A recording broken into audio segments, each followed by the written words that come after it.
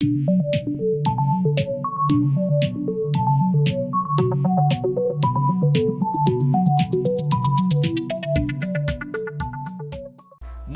to The Deciding Point, our Cracked Racquets weekly roundup of the biggest stories going on throughout the tennis world. Joining me to break it all down, as he always does, you know him as our Cracked Racquets do everything, forefather of the forehand slice. It's James Foster McDonald. Jamie, another week of the off-season in the books. How you holding up? I'm all right. I got my Chiefs red on here to support the Kansas City group here. That's all I can hope for at this point. But from a tennis standpoint, hey, you know this. We talked at length late into the night last night. I'm excited. I'm really excited for what 2021 holds, so I'm really excited to record this with you, obviously. Yeah, and that is going to be the focus of today's show. We want to look forward to 2021, name our 5 players we are most interested in heading into the season. Of course, a lot of these names you are going to be familiar with. We will break them all down as we always do. With that in mind, Westhoff, give me those deciding point credits and let's start the show.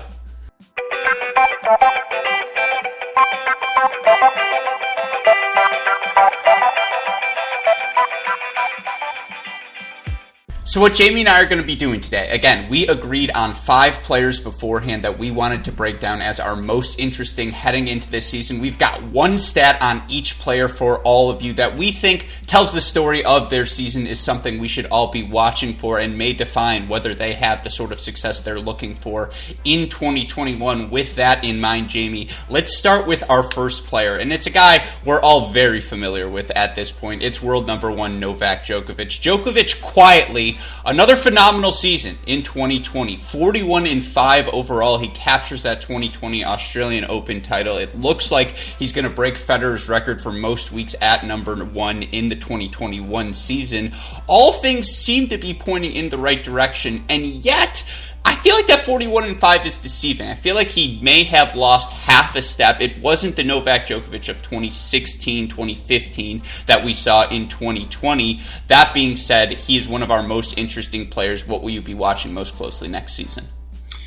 Yeah, I mean, look, this is a good theme for the entire episode we have here, but I tried to pick my statistics preempting something ridiculous that you would say, so bear in mind that that's how I chose all of mine. But for me, the story of Djokovic is like, let's not overreact here. His match win percentage has increased each of the last 4 years, and in these last 3, he's won 5 slams. So for me, it's like, okay, yeah, we may have seen him not do so hot. He phoned it in on a couple matches toward the end of the year, but let's not overreact here. Yeah, I think you're not wrong. I would say, the stat I'm going to turn to, he had his lowest second serve win percentage. It was 53.1%. That's the lowest since 2010. And obviously 2010 was the last season we saw Novak Djokovic not be Novak freaking Djokovic. So you're right. On the surface level, I mean, he went, 15-2 in tiebreakers this year. That's after going 14-4 last year. In the clutch moments, the biggest stages, he can be down, and you can never count him out. He proved that against Monfils in Dubai, against Thiem in Australia.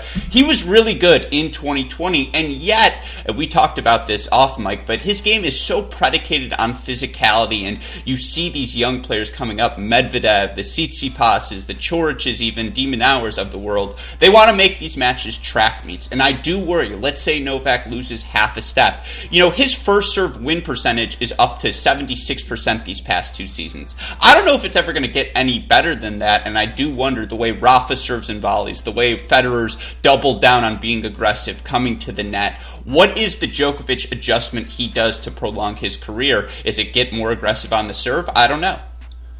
Yeah, look, it's a fair point. That adjustment is going to happen at some point. I mean, for me, look, you and I talk about this. I think he just needs to stop getting bored with his game, because if he makes like 7 balls in a row, he's just miserable to play against. And yes, the Daniil Medvedevs are going to be a horrible matchup for him, and we know that, but he'll find some sort of adjustment. I don't know if it's going to be outright aggression and an increase on that side like we've seen from Federer, but again, I'm not worried because this guy's a problem solver and he figures things out, both off court and on court. Yeah, of course, another big number for him. He's got 17, Rafa's got 19, Roger's got 20. There are going to be fewer and fewer opportunities as soon as more of these new guys break through.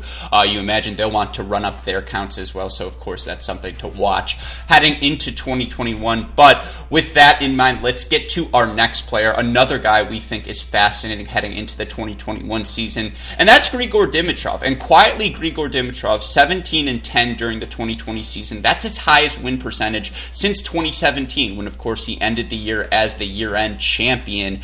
For Grigor Dimitrov, Jamie, what will you be watching most closely heading into 2021? Yeah, so Grigor Dimitrov, going to be a really interesting one. Real quick, hate to be that guy, but Nadal does have 20 now and tied Fed, so there's that. But anyway, on Grigor Dimitrov, look, it's about winning points on serve for him. We've seen the struggles that he's had, and that shows up in the statistics as well. In 2 out of the last 3 years, he's been under 50% on his win percentage of second serves. That's just not going to be good enough. You look back to the years he had great success, the 2014, 2017, he's having great success on both his first and second serves. It's just really dipped in the last few years. So for me in 2021, he's got to get that part under control. Yeah, I think that was something I noticed as well, and it's not as though his first serve percentages have dipped. I mean, this year he made 62.6%. That's fewer than he made last season by half a percentage point, and that's not that big in terms of a number, but in tennis, that makes all the difference. Half a percentage point is 3 more first serves made on a deuce point or a 40-30, whatever it may be, and yeah, I think for Grigor, it's just the confidence. I think so much of his game is predicated on being match tough, on being willing to hit that big forehand down the line, move in behind that risky approach shot, and just put pressure on his opponents. And in order to do that, he absolutely needs to be having success on both the first, but as you mentioned, even more importantly, that second serve. Because, of course, the book is out on Grigor Dimitrov. He knows his opponent's serves heading to his backhand, and yet I don't think we've seen him slip at all athletically. I thought he played really well down the home stretch, the win over Tsitsipas before losing to De Minaur in 3. I thought that was both really good results overall. I think he's absolutely someone who can be in the mix, maybe not to win a Grand Slam, but would it shock you to see him make a quarterfinal, semifinal run? I don't think so. No, I totally agree. I think he should be, with his level, he should be a contender at the Slams, 100%.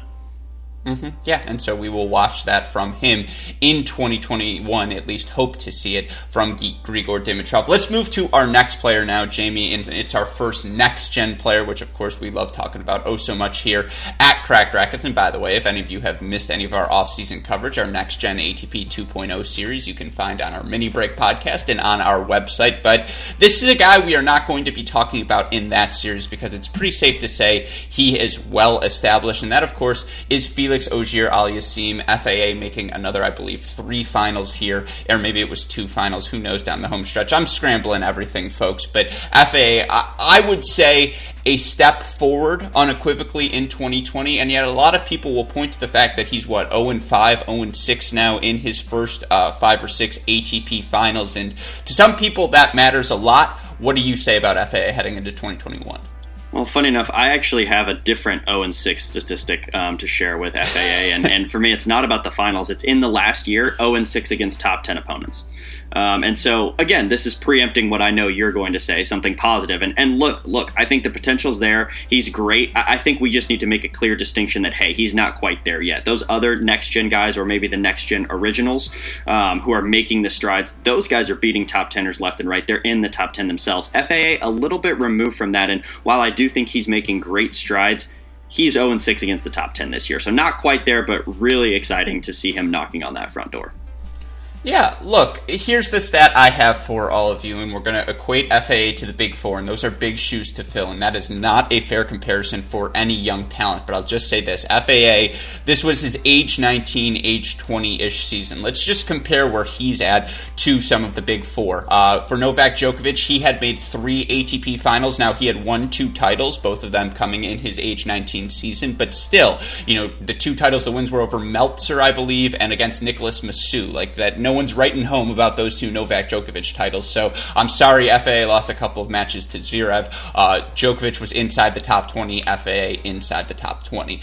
For Andy Murray, same deal. 1 title, 3 finals. He was inside the top 20, no further. That's right where FAA is. Roger Federer, 0 titles at this point of his career.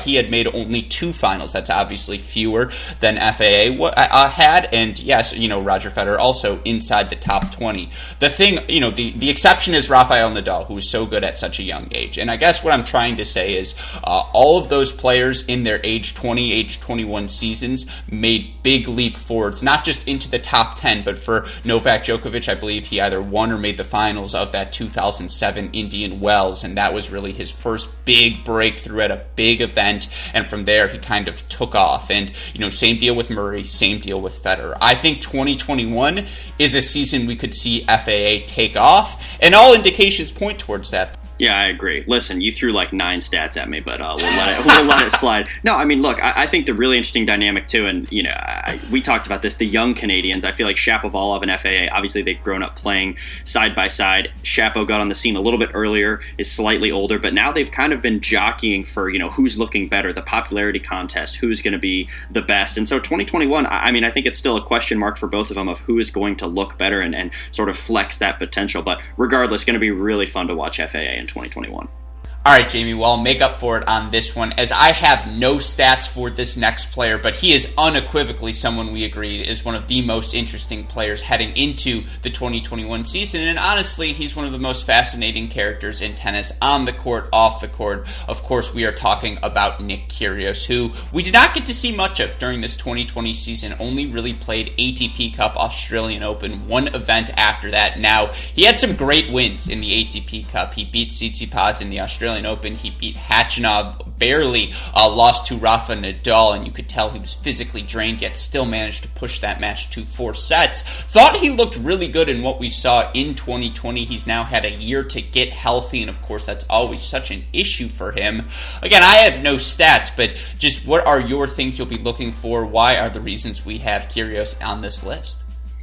Yeah, I mean, we just always forget, or not always, but, if he's in and out with injury, or especially in 2020 when we just didn't get to see much of him because he decided to not play during a lot of the pandemic, you just forget how good this guy is. I mean, it's insane. Obviously, when he really broke out on tour, the big story was, wow, he can beat the big guys, and he proved it.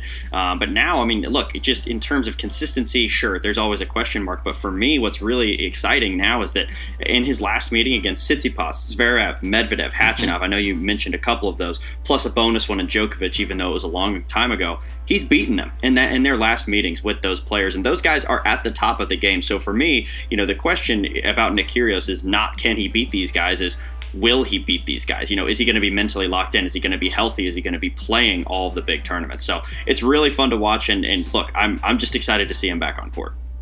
Yeah, look, I mean, go watch that 2020 ATP Cup match against Tsitsipas. The level of play was phenomenal. Go watch the Khachanov match. It was such a fun thing in Australia. And whenever Nick Kyrgios is on the court, he entertains. It's why he's such a polarizing player, and I just hope we see him healthy. I hope he has used this year to stay in shape, to really get ready for this 2021 season, because as things start to open up in the men's game, you mentioned all of the people he's beaten, there's no reason he can't be competing for Grand Slam titles, be at the top of the men's tennis game. And so, yeah, I think unequivocally one of our most interesting players heading into the 2021 season. Of course, for our deciding point, we wanted to talk about the American men, because that's where our roots are in here at Cracked Racquets. You and I grown up watching all of these players ascend through the junior ranks, so many of them now starting to establish themselves at the top of the men's tennis game. Tiafoe, Paul, Fritz, Opelka, all hovering inside that top 50, around it or better.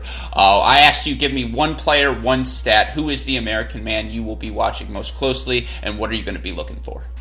Yeah, for me, it's Riley Opelka, and unsurprisingly, it starts and honestly probably ends with the serve as well, in Riley Opelka. So for me, it's that first serve win percentage. It's increased each of the last 4 years, which, not only has he just been getting better on that serve itself, but he's been playing against better and better competition and still continuing to execute at a really high level, which tells me he's understanding his game and improving his serve. He's incredibly dangerous, and so I'm excited and hopeful that trend will continue in 2021. Yeah, I think that's a really good pick. I'm going to focus on another young American whose game is predicated on the serve, and that's Taylor Fritz. And what's so amazing for Taylor Fritz, clearly, I mean, that service motion as natural as anyone since Pete Sampras. The ball just explodes off of his racket. 2020 was the first season he eclipsed the 60% mark on his first serve in percentage, and notably, he was up to a 78.1 win percentage on those first serve points. That's the highest mark of his career. And look, as soon as his athleticism catches up to the the other parts of his game, there's no denying Taylor Fritz has the talent to be a top 15, top 10 player. The question is, can he win enough easy points right now to offset the fact that he's not the greatest mover that the game has seen? And I think, that question, that balance for him, it's tilting more and more in his favor. And just, again, for him to be the player he wants to be, he's got to be making more than 65% of his first serves. And it's a possibility for him to do that. He's just got to get closer and closer to that mark. So I think for all of these guys, 2020, Tommy Paul, Francis Tiafoe, Opelka, Fritz, unequivocally a step forward. You've got guys like Korda, Nakashima, Svida in the ranks, in the queue as well, working their way up. 2021 could be a really fun season for American men's tennis fans. But of course, there are so many players we could have talked about. Jamie and I were joking beforehand, should we do 30 minutes on Guido Pella? We really could have. We're not going to on this show, but of course, again, we will continue to break down this offseason, name the players we look most forward to seeing in 2021 throughout our various Cracked Racquets platforms. But we also want to know who you guys will all be watching most closely, so please let us know if you agree, disagree with any of our takes, which players you will be watching most closely. And of course, we hope you enjoy your holiday season. So with that in mind, for my wonderful co-host James Foster McDonald, our super producer Daniel Westoff, and all of us here at Cracked Racquets, you've been watching another edition of The Deciding Point.